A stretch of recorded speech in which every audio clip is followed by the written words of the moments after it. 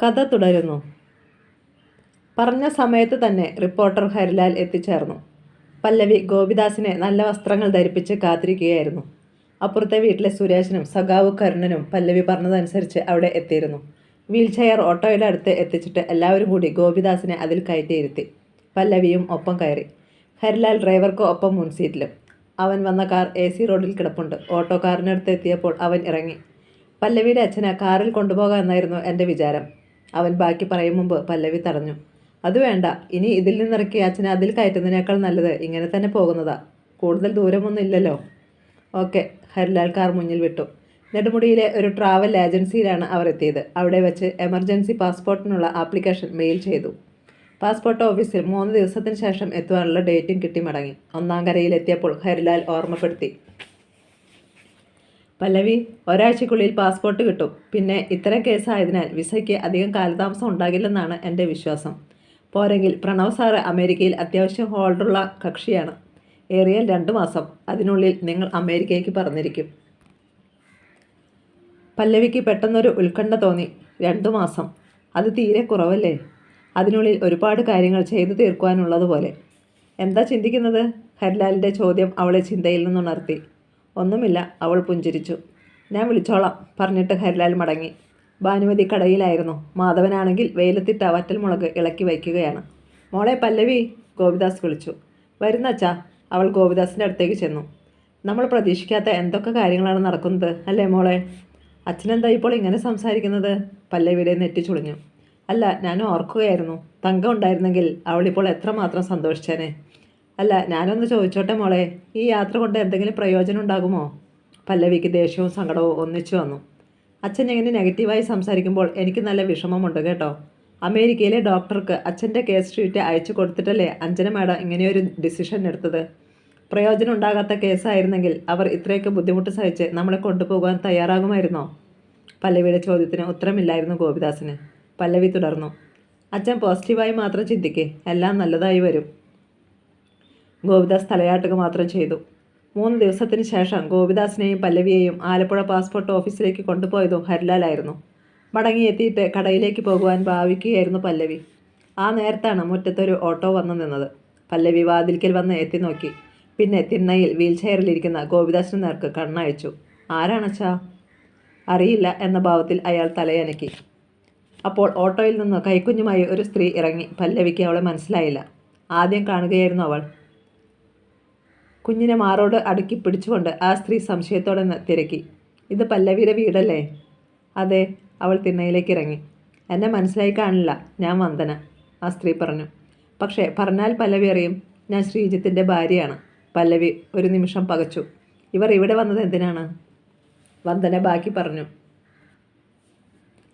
ചെയ്യാൻ പാടില്ലാത്തതാണ് എൻ്റെ ഭർത്താവ് പല്ലവിയോട് കാട്ടിയത്. ഒക്കെ ഞാൻ അറിഞ്ഞത് ഏറെ കഴിഞ്ഞാണ്. പല്ലവി അസ്വസ്ഥയായി. എനിക്ക് അല്പം തിരക്കുണ്ട്. വന്ന കാര്യം വേഗം പറഞ്ഞാൽ. അതിലേക്കാണ് ഞാൻ വരുന്നത്. വന്ദന ഗോപിദാസിനെയും ഒന്ന് ശ്രദ്ധിച്ചു. ആക്സിഡൻറ്റ് പറ്റിയ എൻ്റെ ഭർത്താവിനെ ഹോസ്പിറ്റലിൽ എത്തിക്കാൻ പല്ലവി കാണിച്ച ആ നല്ല മനസ്സുണ്ടല്ലോ, അതിന് നന്ദി പറയുകയാണ് ഞാൻ. ചേട്ടൻ എന്നോട് പ്രത്യേകം പറഞ്ഞു ഇവിടെ വന്ന് പല്ലവിയെ കണ്ട് ഇക്കാര്യം പറയണമെന്ന്. പല്ലവിക്ക് പ്രത്യേകിച്ചൊന്നും തോന്നിയില്ല. അപകടത്തിൽപ്പെട്ട ഒരാളോട് നമ്മൾ കാണിക്കേണ്ട സാമാന്യ മര്യാദ മാത്രമേ ഞാൻ കാണിച്ചിട്ടുള്ളൂ. അതിനപ്പുറം ഒരു പ്രാധാന്യം അതിനുണ്ടെന്ന് ഞാൻ ഇപ്പോഴും കരുതുന്നില്ല. അയാൾക്ക്, നിങ്ങളുടെ ഭർത്താവിന് ഇപ്പോൾ എങ്ങനെയുണ്ട്? സുഖമായി ഇരിക്കുന്നു. ശിരസിൻ്റെ ഓപ്പറേഷൻ വിജയമായിരുന്നു. ശരി, എന്നാൽ ഞാൻ എൻ്റെ ജോലിക്ക് പോകുക. ഇവിടെ വരെ വന്നതിന് സന്തോഷം. കൂടുതലൊന്നും പറയാതെ പല്ലവി സ്കൂട്ടറിൽ കയറി. ഇത്രയും മര്യാദ പോലും താൻ പ്രതീക്ഷിച്ചിരുന്നില്ലെന്ന് വന്ദനയ്ക്ക് തോന്നി. ഗോപിദാസിനോട് യാത്ര പറഞ്ഞ് അവളും താൻ വന്ന ഓട്ടോയിൽ മടങ്ങി. ഗോപിദാസിൻ്റെയും പല്ലവിയുടെയും പോലീസ് വെരിഫിക്കേഷൻ പെട്ടെന്ന് കഴിഞ്ഞു. ഒരാഴ്ചയ്ക്കുള്ളിൽ പാസ്പോർട്ട് കിട്ടി. ഹരിലാൽ വന്ന് അതിൻ്റെ ഫോട്ടോ കോപ്പിയും മറ്റും എടുത്തു. പിന്നെ വിസയ്ക്കുള്ള ആപ്ലിക്കേഷനും അയച്ചു. ഇതിനിടയിൽ ഗോപിദാസ് അമേരിക്കയിൽ ചികിത്സയ്ക്ക് പോകുന്ന കാര്യം ഒന്നാംകര മുഴുവൻ പരന്നു. കേട്ടവർക്ക് വിശ്വസിക്കുവാൻ ബുദ്ധിമുട്ടായിരുന്നു. നിത്യവൃത്തിക്ക് വകയില്ലാത്ത ഗോപിദാസ് അമേരിക്കയിൽ പോകുക, അതും ചികിത്സയ്ക്ക്. നമ്മുടെ നികുതി പണം കൊണ്ട് ഇവിടുത്തെ മന്ത്രിമാർക്ക് അമേരിക്കയിൽ ഉല്ലാസയാത്ര നടത്തി ചികിത്സ നേടാമെങ്കിൽ ഗോപിദാസ് പോകുന്നതിൽ എന്താ തെറ്റ്? മാത്രമല്ല അയാളെ ആരോ പണക്കാർ സഹായിക്കുകയല്ലേ, ചിലർ പറഞ്ഞു. എന്നാലും ഇവിടുത്തെ ആശുപത്രികളിൽ പോയിട്ട് ഒരു മാറ്റവും ഉണ്ടാകാത്ത ആൾ അമേരിക്കയിൽ പോയിട്ട് കാര്യമുണ്ടോ? വേറെ ചിലർ വാദിച്ചു. ഇവിടെ ഹോസ്പിറ്റലുകളും വേണ്ടത്ര ചികിത്സകളും ഇല്ലാഞ്ഞിട്ടാണോ മന്ത്രിമാരൊക്കെ പോകുന്നത്? അപ്പോൾ അതിൽ കാര്യമുണ്ടെന്ന് കരുതിക്കോ. പിന്നെ എത്ര നാളായി ഇങ്ങനെ കഷ്ടപ്പെടുന്ന ഗോപിദാസിന്? ഇതൊരു രണ്ടാം ജന്മമാണെങ്കിൽ നമ്മൾ സന്തോഷിക്കുകയല്ലേ വേണ്ടത്? ഒന്നുമല്ലെങ്കിൽ ആ പല്ലവിക്ക് അത്രയെങ്കിലും ആശ്വാസം കിട്ടുമല്ലോ. അക്കാര്യത്തിൽ ആർക്കും തർക്കമില്ല. എന്നാൽ തർക്കമുള്ള ചിലരുണ്ടായിരുന്നു അമിച്ചകരയിൽ. മറപ്പുര ഭാർഗവനിൽ നിന്ന് വിവരം പറഞ്ഞ ദത്തനും കുടുംബവും. ഏത് കോത്താഴ്ത്തുകാരനെ അവനെ അമേരിക്കയിൽ കൊണ്ടുപോയി ചികിത്സിപ്പിക്കുന്നത്? അവൻ്റെ തലയ്ക്ക് സുഖമില്ലേ എന്നാ എൻ്റെ സംശയം. ദത്തൻ അസ്വസ്ഥനായി വീടിൻ്റെ ഹാളിലൂടെ നടന്നു. കൊണ്ടുപോകുന്നവൻ്റെ ഫോൺ നമ്പർ കിട്ടിയിരുന്നെങ്കിൽ വിളിച്ച് 4 വർത്തമാനം പറയാമായിരുന്നു. ചന്ദ്രികയും ഗൗതവും ഉണ്ടായിരുന്നു അവിടെ. ചന്ദ്രിക അയാളെ പരിഹസിച്ചു. ഒരു പണി ചെയ്യുമ്പോൾ അത് വൃത്തിയായിട്ട് ചെയ്യാൻ നിങ്ങൾക്കറിയത്തില്ല. അതിൻ്റെ കുറ്റമായത്. നീ എന്താ പറയുന്നത്? ദത്തൻ കാര്യം പിടികിട്ടാതെ ഭാര്യയെ നോക്കി. ഗൗതവും കാര്യം മനസ്സിലാകാതെ അമ്മയുടെ നേർക്ക് തിരിഞ്ഞു. ചന്ദ്രിക അറിയിച്ചു. നിങ്ങൾ പറഞ്ഞിട്ടില്ലെങ്കിലും എനിക്കുറപ്പുണ്ട്. ചത്തത് കീചകനെങ്കിൽ കൊന്നത് ഭീമനാണെന്ന്. നീ മനുഷ്യന് മനസ്സിലാകുന്ന ഭാഷയിൽ പറയടി. ദത്തന് ദേഷ്യം വന്നു. അതോ ഗോപിയേട്ടൻ ചെത്താൻ കയറിയ തെങ്ങിൽ ചൂണ്ട വച്ചത് നിങ്ങളാണെന്ന്. അന്ന് അതിന് പകരം വേറെ വല്ലതും ചെയ്തിരുന്നെങ്കിൽ ഇങ്ങനെ വിഷമിക്കേണ്ട കാര്യം ഉണ്ടായിരുന്നോ? ദത്തൻ സ്തബ്ധനായി. അയാൾക്ക് നാവനങ്ങിയില്ല. തനിക്ക് മാത്രം അറിയാവുന്ന രഹസ്യം. അത് ഭാര്യ എങ്ങനെ എറിഞ്ഞുവെന്ന അങ്കലാപ്പിൽ ആയിരുന്നു അയാൾ. അമ്മ ഈ പറഞ്ഞത് നേരാണോ അച്ഛാ? ഗൗതം ചോദിച്ചു. നിന്റെ അമ്മയ്ക്ക് ഭ്രാന്താടാ എന്ന് മാത്രം പറഞ്ഞ് ദത്തൻ പെട്ടെന്ന് അവിടെ നിന്നിറങ്ങിപ്പോയി. പുറത്ത് ബുള്ളറ്റ് ബൈക്ക് സ്റ്റാർട്ടായി. 1 മാസം കഴിഞ്ഞു. ഹരിലാൽ പല്ലവിയെ ഫോണിൽ വിളിച്ചു. ഹലോ, ഒരു സന്തോഷ വർത്തമാനം പറയാനുണ്ട്. എന്താ, സാറിന് ലോട്ടറി അടിച്ചോ? നേരത്തെ ചിരിയോടെ പല്ലവി അങ്ങനെയാണ് തിരക്കിയത്. ലോട്ടറി അടിച്ചു. പക്ഷേ എനിക്കല്ല, മറിച്ച് പല്ലവിക്ക്. എനിക്കോ? അവൾക്ക് മനസ്സിലായില്ല. അതേന്നേ, ലോട്ടറി വേറൊന്നുമല്ല. വിസ ഒരാഴ്ചക്കുള്ളിൽ ശരിയാകും. 2 ആഴ്ചക്കുള്ളിൽ ഈ നേരത്ത് പല്ലവിയും ഗോപിയങ്കളും അമേരിക്കയിലായിരിക്കും. പ്രതീക്ഷിച്ചിരുന്ന കാര്യമാണെങ്കിലും പെട്ടെന്ന് കേട്ടപ്പോൾ പല്ലവിക്ക് ഒരു അമ്പരപ്പ്. പിന്നെ ഹരിലാൽ തുടർന്നു. മറ്റൊരു പ്രധാന കാര്യം കൂടി. നാളെയോ മറ്റന്നാളോ കൂടിയേ നിങ്ങളൊക്കെ ഇപ്പോൾ താമസിക്കുന്ന വീട്ടിലുണ്ടാവൂ. ഞങ്ങൾ എങ്ങോട്ട് പോകാൻ? അതൊക്കെ ഞാൻ നാളെ അങ്ങോട്ട് വരുമ്പോൾ നേരിൽ പറയാം. ഇപ്പോൾ അല്പം തിരക്കുണ്ട്. ഹരിലാൽ പറഞ്ഞു നിർത്തിയതും ഫോൺ കട്ടായി. പല്ലവിക്ക് ദേഷ്യം വന്നു. അല്ലെങ്കിൽ ഹരിസാർ ഇങ്ങനെയാ, ഏത് കാര്യവും സസ്പെൻസിലേ നിർത്തൂ. വെറുതെ മനുഷ്യനെ ടെൻഷൻ അടിപ്പിക്കാൻ. അന്ന് പിന്നെ പല്ലവിക്ക് അതേക്കുറിച്ച് മാത്രമായിരുന്നു ചിന്ത. അക്കാര്യം അവൾ വീട്ടിൽ എല്ലാവരോടും പറയുകയും ചെയ്തു. ആ ചെക്കൻ ഏതായാലും നമുക്ക് ദോഷമൊന്നും ചെയ്യില്ലെന്ന് നമുക്ക് ഉറപ്പല്ലേ മോളെ? അവൻ നല്ലവനാ. നാളെ വരെ കാത്തിരിക്കേ, ഭാനുമതി പറഞ്ഞു.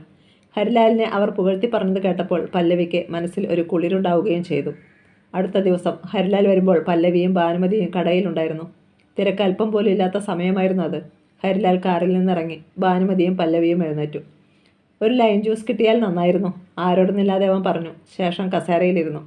പല്ലവി പെട്ടെന്ന് സോഡ നാരങ്ങ വെള്ളം ഉണ്ടാക്കി അവന് കൊടുത്തു. അല്പം കുടിച്ചിട്ട് ഹരിലാൽ പല്ലവിയെ നോക്കി. എന്താ, ശരിയായില്ലേ? അവൾക്ക് സംശയം. ടേസ്റ്റിന് കുഴപ്പമില്ല. എന്നാൽ പഞ്ചസാര ഇങ്ങനെ പാനിയാക്കി വെച്ച് ഉപയോഗിക്കുന്നതിനേക്കാൾ നല്ലത് ഷുഗർ മിക്സിയിൽ പൊടിച്ച് ചേർക്കുന്നതാണ്. മാത്രമല്ല ലെമണും ഷുഗറും സോഡയും മിക്സിയിൽ വെച്ച് ഒന്ന് മിക്സ് ചെയ്താൽ ഇതിൻ്റെ 10 ഇരട്ടി ടേസ്റ്റ് ഉണ്ടാകും. പല്ലവി കുറുമ്പോടെ കണ്ണുകൾ ചുരുക്കി. ഈ പറച്ചിൽ കേട്ടാൽ തോന്നുമല്ലോ വല്ല കടയിൽ നടത്തി നല്ല പരിചയമുണ്ടെന്ന്. ഹരിലാൽ ചിരിച്ചു. ഹോട്ടലിലെ ഷെഫല്ല തൻ്റെ ഐറ്റംസ് നല്ലതാണെന്ന് പറയേണ്ടത്, മറിച്ച് കസ്റ്റമേഴ്സാ. ഓ, സമ്മതിച്ചിരിക്കുന്നു. ഇനി അങ്ങ് പറഞ്ഞതുപോലെ ചെയ്തോളാമേ, അവൾ വിനയം അഭിനയിച്ചു. അത് മതി. എന്നാൽ ആ കാര്യത്തിൽ കസ്റ്റമേഴ്സിൻ്റെ നമ്പർ വർദ്ധിച്ചാൽ എനിക്ക് കമ്മീഷൻ കൃത്യമായിട്ട് തരേണ്ടി വരും. അതും സമ്മതിച്ചു. കടക്കണ്ണിൽ അവൾ അവനെ നോക്കി. മുഴുവൻ കുടിച്ചിട്ട് ഗ്ലാസ് മടക്കി നൽകുമ്പോൾ മനഃപൂർവ്വം അവൻ അവളുടെ വിരലുകളിൽ ഒന്ന് തഴുകാൻ മറന്നില്ല. ഭാനുമതി അവിടെയുള്ളതിനാൽ അവൾ അത് അറിഞ്ഞ ഭാവം കാണിച്ചില്ല. പെട്ടെന്ന് ഹരിലാൽ എഴുന്നേറ്റു. ഇനി രണ്ടാളും കാറിലേക്ക് കയറിക്കേ. കടയൊന്നും അടയ്ക്കേണ്ട, നമ്മൾ പെട്ടെന്ന് മടങ്ങി വരും, അവൻ പറഞ്ഞു. എവിടെ പോകാനാ? പല്ലവി ഹരിലാലിനെ തുറച്ചു നോക്കി. അതൊക്കെ അങ്ങ് ചെല്ലുമ്പോൾ മനസ്സിലാകും, അവൻ ചിരിക്കുകയാണ്. മുത്തശ്ശി ഇങ്ങോട്ട് കയറിയാട്ടെ. ഹരിലാൽ കാറിൻ്റെ ഡോർ തുറന്നു പിടിച്ചു. പല്ലവി ഒന്ന് നോക്കിയിട്ട് ഭാനുമതി കാറിൽ കയറി. തൊട്ടു പിന്നാലെ അവളും കയറി. ഹരിലാൽ കാർ സ്റ്റാർട്ട് ചെയ്തു. പിന്നെ വാഹനങ്ങൾ വരുന്നുണ്ടോ എന്ന് ഇരുഭാഗത്തേക്ക് നോക്കിയിട്ട് വട്ടം തിരിച്ചെടുത്ത് ആലപ്പുഴ ഭാഗത്തേക്ക് വിട്ടു. നെടുമുടി ജംഗ്ഷനിൽ നിന്ന് കാർ വലത്തേക്ക് തിരിഞ്ഞു. പിന്നെ ഏതാണ്ട് 5 മിനിറ്റോളം ഓടി. അവിടെ നെൽപ്പാടത്തിന് നടുവിൽ മണ്ണിറക്കി നികത്തിയെടുത്ത ഭാഗത്ത് ഒരു വീടുണ്ടായിരുന്നു. അധികം പഴമ തോന്നിക്കാത്ത വീട്. ഗേറ്റിന് മുന്നിൽ കാർ നിർത്തി ഹരിലാൽ ഇറങ്ങി. പിന്നെ ഗേറ്റ് മലർക്കെ തുറന്നിട്ടിട്ട് കാർ മുറ്റത്തേക്ക് ഓടിച്ചു കയറ്റി. ഇറങ്ങിപ്പോരെ, 2 പേരോടുമായി അവൻ പറഞ്ഞു. നമ്മളെന്തിനാ ഇവിടെ വന്നത്? കാറിൽ നിന്നിറങ്ങി പല്ലവി ചുറ്റും നോക്കി. 4-5 മുറികളുള്ള വീടാണ്. ഇനി കുറച്ചു കാലം മുത്തശ്ശിയും മുത്തച്ഛനുമൊക്കെ താമസിക്കാൻ പോകുന്നത് ഇവിടെയാ, പറഞ്ഞുകൊണ്ട് ഹരിലാൽ പോക്കറ്റിൽ നിന്ന് താക്കോലെടുത്ത് ഫ്രണ്ട് വാതിൽ തുറന്നു. കയറി വാ. ഹരിലാൽ ആദ്യം അകത്ത് കയറി. എന്നാൽ പല്ലവി മടിച്ചു നിന്നു. അതെന്തിനാ ഇവിടെ താമസിക്കുന്നത്? പല്ലവിക്ക് മനസ്സിലായില്ല. ഇതൊക്കെ പ്രണവ് സാറിൻ്റെ നിർബന്ധമാണ്. നിങ്ങൾ അമേരിക്കയിലേക്ക് പോകുന്നതോടുകൂടി പുത്തനാറിൻ്റെ കരയിലെ നിങ്ങളുടെ വീട് പൊളിക്കും. മടങ്ങിയെത്തുന്ന നിങ്ങൾ പുതിയ വീട്ടിലാകും താമസിക്കുക. പല്ലവിയും ഭാനുമതിയും അമ്പരന്നു. ഇതൊന്നും ഞങ്ങളോട് നേരത്തെ പറഞ്ഞില്ലല്ലോ. അല്ലെങ്കിൽ തന്നെ ഞങ്ങളിപ്പോൾ താമസിക്കുന്ന വീടിന് എന്താ കുഴപ്പം? പല്ലവി തർക്കിച്ചു. അവിടെ കുഴപ്പമല്ലേയുള്ളൂ. വെള്ളപ്പൊക്ക സമയത്ത് ഏതെങ്കിലും ദുരിതാശ്വാസ ക്യാമ്പ് പ്രവർത്തിക്കുന്ന സ്കൂളിലേക്ക് പോകണ്ടേ? ഇനി അത്രയൊരു കാര്യം വേണ്ടെന്നാണ് പ്രണവ് സാർ പറഞ്ഞിരിക്കുന്നത്. 6 മാസത്തേക്ക് ഈ വീട് ലീസിനെടുത്തിരിക്കുന്നതും പ്രണവ് സാറാണ്. ഇനി എന്ത് പറയണമെന്നറിയാതെ പല്ലവി കുഴങ്ങി. എന്നാൽ ഭാനുമതിക്ക് സന്തോഷമായിരുന്നു. ഫർണിച്ചർ ഉൾപ്പെടെ എല്ലാ സൗകര്യങ്ങളും ഉള്ള വീടാണ്. വാ മോളെ. അവർ വീട് മുഴുവൻ നടന്നു കണ്ടു. ഗ്യാസ് കണക്ഷൻ വരെയുണ്ട്. ഇനി പോയേക്കാം. പല്ലവിയുടെ കോഴിയും മറ്റും അടുത്ത സമയത്ത് തന്നെ ഇങ്ങോട്ട് മാറ്റണം. അതിനുള്ള പണിക്കാരെയൊക്കെ ഏർപ്പാട് ചെയ്തു കഴിഞ്ഞു, ഹരിലാൽ പറഞ്ഞു. എല്ലാവരും പുറത്തിറങ്ങിയപ്പോൾ ഹരിലാൽ വീണ്ടും വീട് പൂട്ടി താക്കോല് പല്ലവിയുടെ കൈവെള്ളയിലേക്ക് വെച്ചു കൊടുത്തു. എന്നാലും ഇതൊന്നും വേണ്ടിയിരുന്നില്ല, അവൾ പിറുപിറുത്തു. എന്നോട് പറഞ്ഞിട്ട് യാതൊരു കാര്യവുമില്ല പല്ലവി. പ്രണവ് സാറ് എന്തു പറയുന്നോ അതനുസരിക്കുക മാത്രമാണ് എൻ്റെ ജോലി. അവൻ അവളെ നോക്കി കണ്ണിറുക്കി. കടയുടെ അടുത്ത് ഇരുവരെയും ഇറക്കിയ ശേഷം ഹരിലാൽ പെട്ടെന്ന് മടങ്ങുകയും ചെയ്തു. വിവരം പറഞ്ഞപ്പോൾ മാധവനും ഗോപിദാസും പകച്ചുപോയി. എന്തൊക്കെ കാര്യങ്ങളാണ് ആ പ്രണവ് സാറ് ചെയ്യുന്നത്? മാധവൻ ആരോടുന്നില്ലാതെ പറഞ്ഞു. അടുത്ത 2-3 ദിവസങ്ങൾ കഴിഞ്ഞപ്പോൾ ഒരു പെട്ടി ഓട്ടോയിൽ ഏതാനും പണിക്കാർ വന്നു. ഗോപിദാസിൻ്റെ വീട്ടിലുണ്ടായിരുന്ന ഫർണിച്ചറുകളും പല്ലവിയുടെ കോഴികളടങ്ങിയ കൂടുമെല്ലാം നെടുമുടിയിലേക്ക് ഷിഫ്റ്റ് ചെയ്തു. തൊട്ടടുത്ത വീട്ടിലെ വേലിക്കരികിൽ നിന്നിരുന്ന ദമയന്തി ഭാനുമതിയോട് തിരക്കി. ഇതൊക്കെ എങ്ങോട്ട് കൊണ്ടുപോകുകയാ ചാടത്തി? നെടുമുടിക്ക്. ഇനി കുറച്ചു കാലം ഞങ്ങൾ അവിടെയേ താമസിക്കുന്നത്. അതെന്താ? ദമയന്തി നെറ്റി ചുളിച്ചു. ഈ വീട് പൊളിച്ചിട്ട് വെള്ളപ്പൊക്കം ഉണ്ടായാൽ വെള്ളം കയറാത്ത വിധത്തിൽ ഇത്തിരി ഉയരത്തിൽ പണിയാനാ.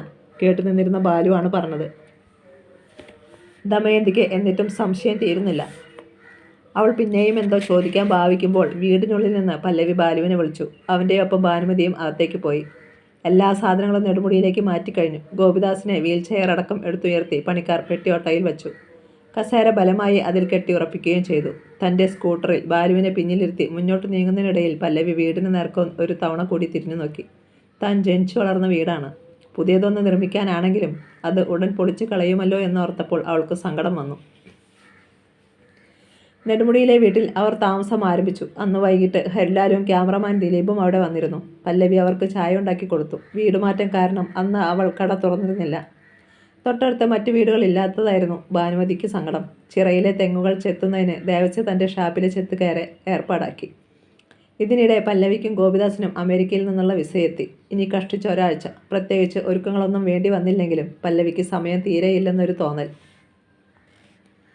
ഷാപ്പിലേക്കുള്ള കറികൾ ഉണ്ടാക്കി നൽകിക്കഴിഞ്ഞാൽ മാധവനും ഭാനുമതിയും പോയി കടയിലെ കാര്യങ്ങൾ നോക്കാമെന്നാണ് തീരുമാനം. രാവിലെ സ്കൂളിലേക്ക് പോകുന്ന സമയത്ത് കട തുറക്കാനുള്ള ഉത്തരവാദിത്വം ബാലുവിനാണ്. അങ്ങനെ ആ ദിവസം വന്നെത്തി. ഗോപിദാസും പല്ലവിയും അമേരിക്കയിലേക്ക് പോകുന്ന ദിവസം. രാവിലെ തന്നെ കാറുമായി ഹരിലാൽ എത്തിച്ചേർന്നു. ദേവസിയും സഖാവ് കരുണനും അടക്കം ഏതാനും പേർ നെടുമുടിയിലെ വീട്ടിൽ എത്തിയിരുന്നു.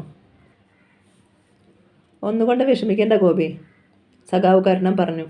അവിടുന്ന് മടങ്ങി വരുന്ന നീ പഴയതുപോലെ നടക്കുകയോ ഓടുകയോ ഒക്കെ ചെയ്യും, എനിക്കുറപ്പാ. ഗോപിദാസ് ഒന്ന് തലയാട്ടുക മാത്രം ചെയ്തു. അവസാനം യാത്ര തിരിക്കാനുള്ള സമയമായപ്പോൾ പല്ലവി ബാലുവിനെ അടുത്ത് വിളിച്ചു. മോനെ, വല്യച്ഛനെ വല്യമ്മയെ ശ്രദ്ധിച്ചോണം. അവർ പ്രായമുള്ള മനുഷ്യരാ. നിനക്ക് ഇഷ്ടപ്പെടാത്ത എന്തെങ്കിലും പറഞ്ഞാൽ പോലും മറുത്തൊന്നും പറഞ്ഞേക്കരുത്. അവൻ തലയാട്ടി. 3 മണിക്കൂർ മുമ്പ് എയർപോർട്ടിൽ റിപ്പോർട്ട് ചെയ്യണം. സെൽഫോൺ എടുത്ത് സമയം നോക്കിക്കൊണ്ട് ഹരിലാൽ ഓർമ്മപ്പെടുത്തി. പല്ലവി എല്ലാവരെയും ഒന്ന് നോക്കി. മൗനമായ യാത്രപ്പറച്ചിൽ. അവളുടെ കണ്ണുകൾ നിറഞ്ഞു തരുന്നുണ്ടായിരുന്നു. ഗോപിദാസിനെ സഖാവ് കരുണനും ദേവസിയും മറ്റും ചേർന്ന് കാറിൻ്റെ പിൻസീറ്റിൽ കയറ്റിയിരുത്തി. വീൽ ചെയർ മടക്കി ഡിക്കിയിലും വെച്ചു. ഹരിലാൽ കാർ സ്റ്റാർട്ട് ചെയ്തു. പല്ലവിയും ഗോപിദാസും കൈകൾ ഉയർത്തി വീശി. കാറിൻ്റെ ചക്രങ്ങൾ മെല്ലെ മുന്നോട്ടുരുണ്ടു. അവസാനം അത് കണ്ണിൽ നിന്ന് മറിഞ്ഞപ്പോൾ ഭാനുമതി ദീർഘമായി നിശ്വസിച്ചു. ദിവസങ്ങൾ പിന്നിട്ടു. പ്രണവ് പല്ലവിക്ക് ഒരു പുതിയ ഫോണും സിം കാർഡും വാങ്ങി നൽകിയിരുന്നു. അവൾ മിക്കവാറും ദിവസങ്ങളിൽ വീട്ടിലേക്കും പിന്നെ ഹരിലാലിനെയും വിളിക്കും. ഗോപിദാസിനെ ഹോസ്പിറ്റലിൽ അഡ്മിറ്റ് ചെയ്തുവെന്നും ടെസ്റ്റുകൾ നടന്നുകൊണ്ടിരിക്കുകയാണെന്നും പല്ലവി ഒരു നാൾ ഫോൺ ചെയ്ത് പറഞ്ഞു. തങ്ങൾക്ക് അവിടെ യാതൊരു ബുദ്ധിമുട്ടില്ലെന്നും പ്രണവിൻ്റെ ഭാര്യ അഞ്ജന ജോലി ചെയ്യുന്ന ഹോസ്പിറ്റൽ ആയതിനാൽ എല്ലാ സഹായങ്ങളും കിട്ടുന്നുണ്ടെന്നും അവർ അറിയിച്ചു. മാത്രമല്ല അവിടെ മലയാളി ഡോക്ടർമാരും നഴ്സുമാരും ഉണ്ട് താനും. അങ്ങനെയിരിക്കെ അടുത്ത ദിവസം ഗോപിദാസിൻ്റെ ആദ്യത്തെ സർജറി ഉണ്ടാകുമെന്നും പല്ലവി പറഞ്ഞു. ഭാനുമതി തനിക്ക് അറിയാവുന്ന ദൈവങ്ങളോടൊക്കെ മനസ്സറിഞ്ഞ് പ്രാർത്ഥിച്ചു. ഇതിനിടെ ഒന്നാം കരയിലെ ഗോപിദാസിൻ്റെ വീട് പൊളിച്ചു നീക്കി. ഒരു എഞ്ചിനീയറുടെ സാന്നിധ്യത്തിൽ 1 ഡസനോളം തൊഴിലാളികളും അവിടെ ഉണ്ടായിരുന്നു. പെട്ടിയോട്ടകളിലാണ് വീട് പണിക്കുള്ള കമ്പിയും സിമൻറ്റ് ഇഷ്ടികയും മറ്റു സാധനങ്ങളും എത്തിച്ചിരുന്നത്. അവിടെ നടക്കുന്ന കാര്യങ്ങൾ അപ്പോൾ തന്നെ മറപ്പുര ഭാർഗവൻ ദത്തനെയും ഗൗതത്തെയും അറിയിച്ചുകൊണ്ടിരുന്നു. ആദ്യമായി 8 കോൺക്രീറ്റ് തൂണുകളുടെ പണിയാണ് നടന്നത്. 10 അടി ഉയരത്തിൽ തൂണുകൾ നിർമ്മിച്ച് അതിനു മീതെ വാർക്കുകയും വെള്ളപ്പൊക്കം ഉണ്ടാകുന്ന അവസരത്തിൽ 2ാം നിലയിൽ കഴിയാനുമാണ് ആ പണി കൊണ്ട് ഉദ്ദേശിച്ചിരുന്നത്. അല്ലാത്ത സമയത്ത് താഴത്തെ നിലയിൽ കഴിയാം. ഹരിലാൽ ആഴ്ചയിൽ ഒരിക്കലെങ്കിലും വന്ന് വീടിൻ്റെ പണിയുടെ പുരോഗതി ശ്രദ്ധിക്കുകയും വേണ്ട നിർദ്ദേശങ്ങൾ നൽകുകയും ചെയ്തിരുന്നു.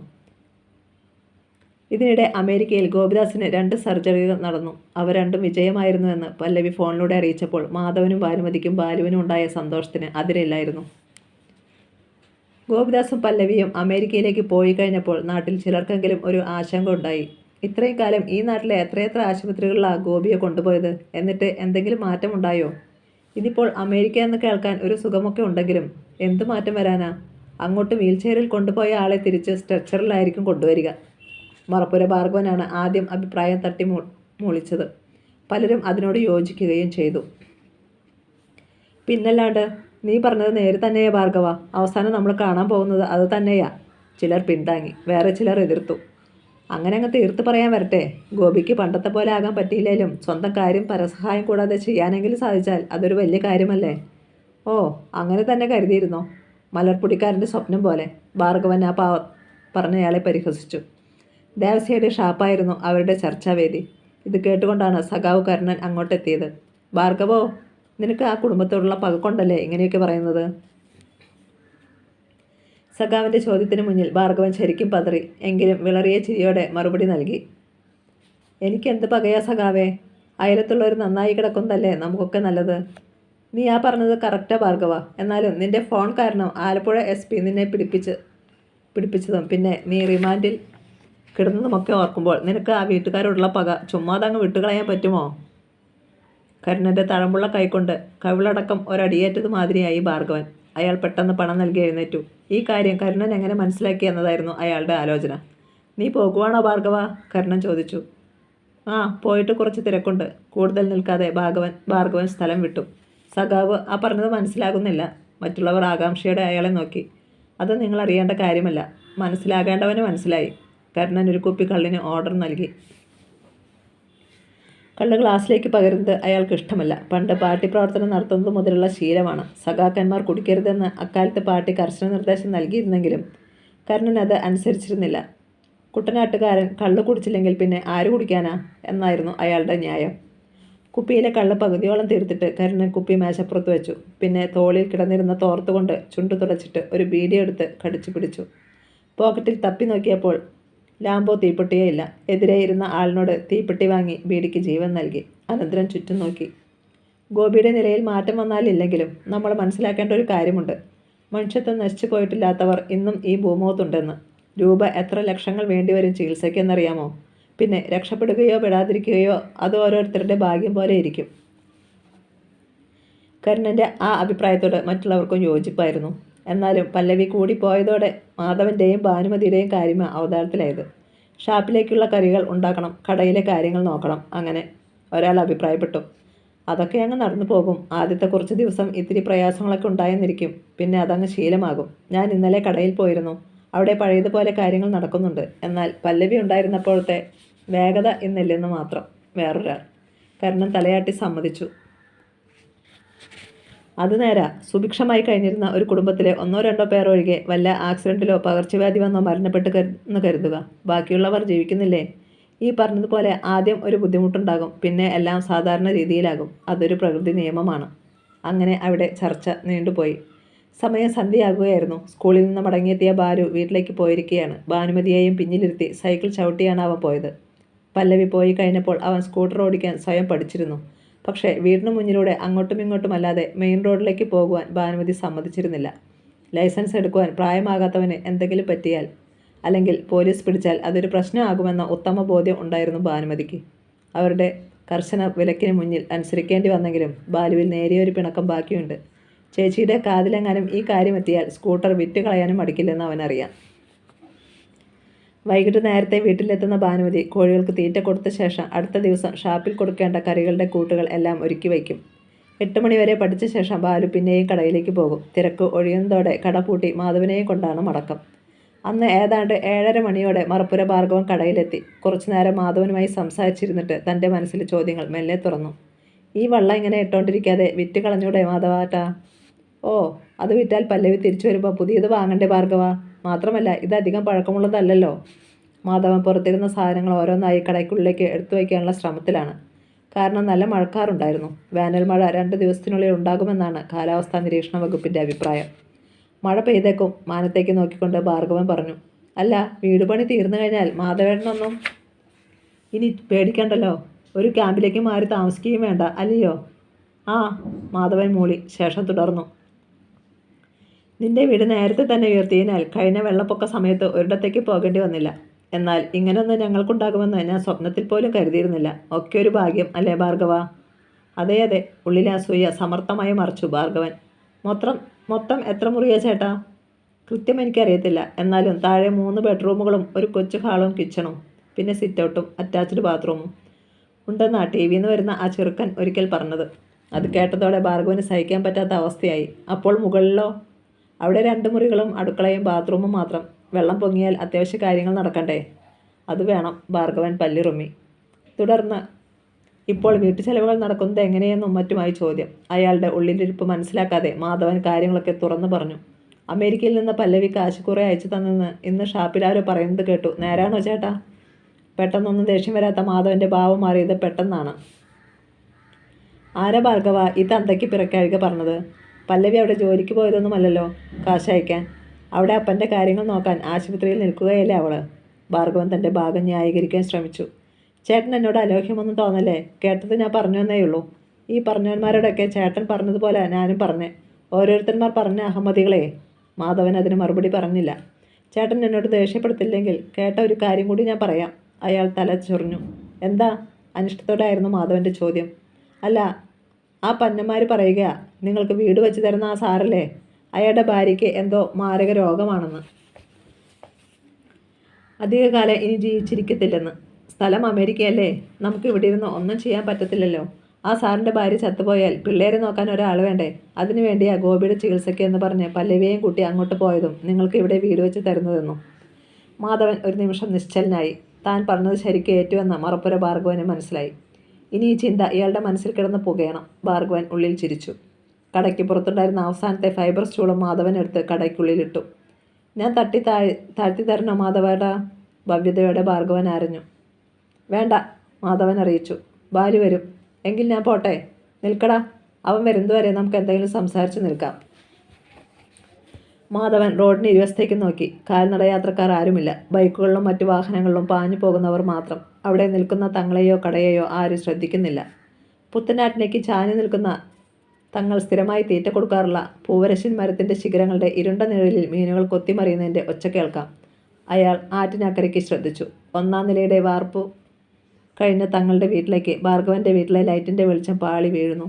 ആരോ ചിറയിലെ റോഡിലൂടെ ഓട്ടോ ഓടിച്ചു പോകുന്നുണ്ട്. മാധവൻ മെല്ലെ തിരിച്ചു. ഭാർഗവോ? എന്താ ചേട്ടാ? ഷാപ്പിൽ വെച്ച് ഓരോരുത്തന്മാർ പറയുന്നത് കേട്ടറിഞ്ഞപ്പോൾ എനിക്ക് ഭയങ്കര വിഷമം തോന്നി. അതങ്ങനെയാണല്ലോ. കേട്ടപ്പോൾ എനിക്കുണ്ടായ പ്രയാസം എത്രയാ. നമ്മുടെ പല്ലവി കൊച്ചിനെ കുറിച്ചാണ് അങ്ങനെയൊക്കെ കേൾക്കേണ്ടി വന്നതെന്ന് ഓർത്തപ്പോൾ പ്രത്യേകിച്ചും. എനിക്ക് അങ്ങനെ വിഷമം തോന്നിയപ്പോൾ ചേട്ടൻ്റെ കാര്യം പറയാതെ തന്നെ ഊഹിക്കാമല്ലോ. അയാൾ ഇടം കണ്ണിട്ട് മാധവനെ നോക്കി. മാധവൻ തലയാട്ടി. പറഞ്ഞ ഓരോരുത്തരോടും ഞാൻ അത് പോയി ചോദിക്കുക, അവരോട് മല്ലടിക്കുക എന്നൊക്കെ പറഞ്ഞാൽ അതും മോശമാകും. ശരിയല്ലേ? 100% ശരിയാ മാധവേട്ടാ. നമുക്ക് തന്നെ അത് നാണക്കേടുമാല്ലോ, ഭാർഗവൻ പറഞ്ഞു. അപ്പോൾ പിന്നെ നമ്മൾ എന്തു ചെയ്യും? കേട്ടില്ലെന്ന് നടിച്ചേക്കണം. 2 കൈയും കൂട്ടിയടിച്ചാലല്ലേ ശബ്ദം ഉണ്ടാകൂ. അത് നേരെ ഭാർഗവ. എന്നാൽ നമ്മൾ അങ്ങനെ നടിച്ചാൽ അവർ പിന്നെയും കൂടുതൽ ശക്തിയിൽ പറഞ്ഞുകൊണ്ടിരിക്കും. നമ്മുടെ പരാജയമായി അത് കണക്കാക്കുകയും ചെയ്യും. 1000 കുടത്തിൻ്റെ വായ് കെട്ടാം, എന്നാൽ ഒരു മനുഷ്യൻ്റെ വാ കെട്ടാൻ പറ്റത്തില്ല എന്നാണല്ലോ ചൊല്ല്. അപ്പോൾ നമുക്ക് ചെയ്യാവുന്നത് ഒന്നേയുള്ളൂ. മാധവൻ്റെ ശബ്ദം മുറുകി. അതെന്താ ചേട്ടാ? ഭാർഗവൻ ആകാംക്ഷയോടെ അയാളെ നോക്കി. ദേ ഇത് തന്നെ. പറഞ്ഞതും മാധവൻ കൈവീശി ഒറ്റയടിയായിരുന്നു. മാട്ടം തെങ്ങിൽ നിന്ന് വീണുടയുന്നത് പോലെ ഒരു ശബ്ദം. ഭാർഗവൻ വട്ടം കറങ്ങി മാധവൻ്റെ കാൽച്ചുവട്ടിൽ പതിച്ചു. കഥ തുടരും.